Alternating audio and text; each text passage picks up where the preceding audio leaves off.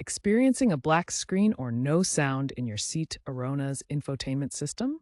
These are common issues that can disrupt your driving experience. The SEAT Arona's infotainment system integrates touchscreen, audio, navigation, and connectivity features into one central unit.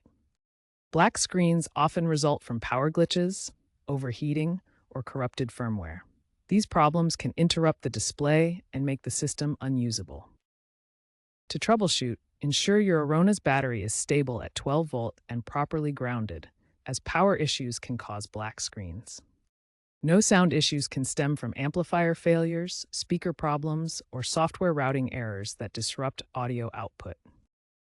For sound problems, check your Bluetooth connections and aux input settings to ensure proper audio routing.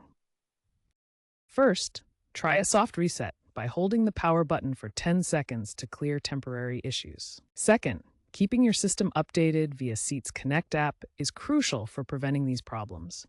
If basic steps don't work, a factory reset via USB might be necessary to restore full functionality.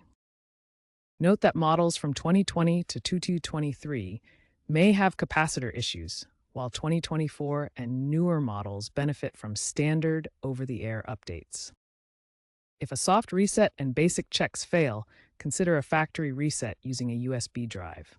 Check SEAT's official documentation for the correct procedure. User forums like Reddit's r/SEAT can provide community-driven solutions. However, complex issues like corrupted firmware or hardware failures often require professional diagnosis. SEAT dealers use tools like VAS 5054A to identify and fix firmware problems or hardware defects. Remember that repeated resets can sometimes wear down the hardware, so avoid excessive attempts. If you encounter persistent problems, especially after software updates, seek help from a SEAT dealer. For models 2021 to 2023, check for recalls.